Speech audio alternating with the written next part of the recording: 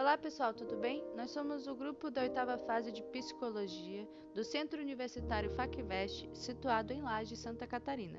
Eu me chamo Amanda Seara, juntamente com Davi Amaral e Letícia Ribeiro, vamos abordar o tema Tanalogia e Suicidologia, contemplando a prevenção e pós-venção ao ato suicida. Olá! Hoje vamos falar sobre suicídio na visão da Gestalt terapia. O suicídio tem a questão de lesão autoprovocada, onde as pessoas têm certos comportamentos que acabam se ferindo.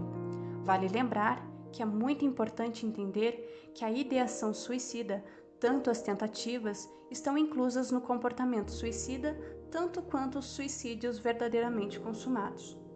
Segundo Kaplan e Coase, o suicídio é um ato consciente de aniquilação autoinduzida.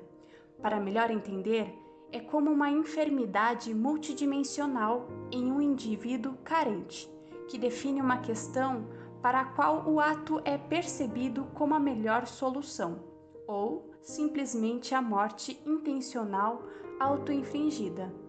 De forma alguma, o suicídio é um ato aleatório ou sem finalidade, mas representa a saída para um problema que está causando um intenso sofrimento. A cada 40 segundos ocorre um suicídio no mundo. 32 casos de suicídio por dia ocorrem no Brasil.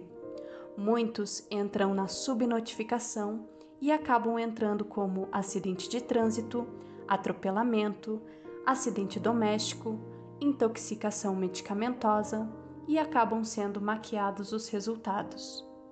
Em 20 anos, o número de suicídios dobraram no Brasil. São 11 mil mortes por ano por suicídio.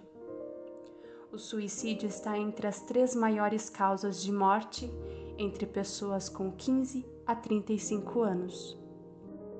Para termos uma ideia, as tentativas de suicídio no Brasil, os dados são de 2016, 69% são mulheres e 31% são homens. Já as mortes por suicídios no Brasil, 79% são homens e 21% são mulheres. Existem as crenças errôneas em relação ao suicídio. As pessoas pensam: se eu perguntar sobre o suicídio, estarei induzindo a pessoa. Ele está ameaçando se suicidar apenas para manipular. Quem quer se matar não fica falando, se mata mesmo. O suicídio só ocorre quando há uma doença mental. Mal sabem que as crenças errôneas acabam paralisando algumas pessoas de procurarem ajuda e também de oferecer um certo tipo de ajuda e encaminhar a pessoa para um acompanhamento médico, se possível psiquiátrico ou psicológico. Os estados emocionais mais frequentes numa crise suicida é a ambivalência, a impulsividade, a rigidez, constrição, a pichache, que é dor na alma ou desespero. E há algumas características presentes no comportamento suicida, que são chamados os 3Ds presentes no suicídio, que é a desesperança, desamparo e desespero. Apesar de a maioria das pessoas com risco de suicídio em sofrimento psíquico, a maioria não procura um profissional de saúde mental. Fatores de risco. Pode-se afirmar que cerca de mais de 90% das pessoas que se suicidam obtiveram o diagnóstico de depressão ou algum outro transtorno associado, como abuso de drogas ou ansiedade, por exemplo. Não se pode afirmar que todas as pessoas com depressão tenham 14 comportamentos suicida. Entretanto, a maior parte das pessoas que tentam ou cometem suicídio apresentam sintomas do transtorno depressivo. No geral, não há como prever quem cometerá suicídio, mas é possível avaliar a situação de risco que cada indivíduo apresenta. Um suicídio nunca tem uma causa única ou isolada, sendo o desfecho de um processo de muitos fatores. O suicídio não ocorre por uma única causa.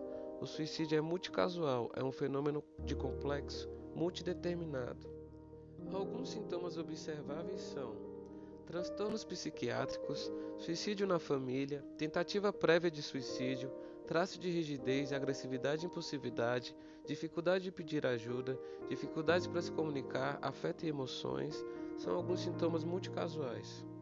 A Gestalt terapia em relação a atitudes preventivas faz com que o indivíduo amplie o seu olhar e seu pensamento, fazendo com que desenvolva a awareness em relação à tomada de consciência e perceber que realmente é difícil às vezes enfrentar um problema, mas é possível dentro de suas possibilidades, fazendo perceber que o suicídio não é a única alternativa.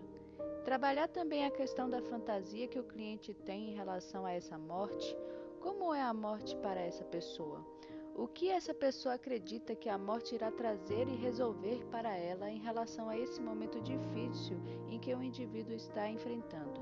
Trabalha também a porcentagem de vida, por exemplo, quando questionado quantos porcentos o indivíduo quer se suicidar hoje.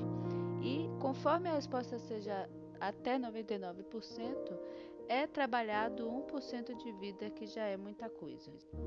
Em relação ao suicídio, nada mais é o se perceber, começar a olhar para si, praticar o autocuidado e a autorregulação, desenvolvendo no outro um olhar de que você não está sendo aceito, mas basicamente é o conseguir separar o que é do próprio indivíduo e o que é do outro, e até que ponto ele vai permitir que esse outro invada o seu espaço, deixando de viver uma forma saudável em relação ao enfrentamento do dia a dia e das suas relações.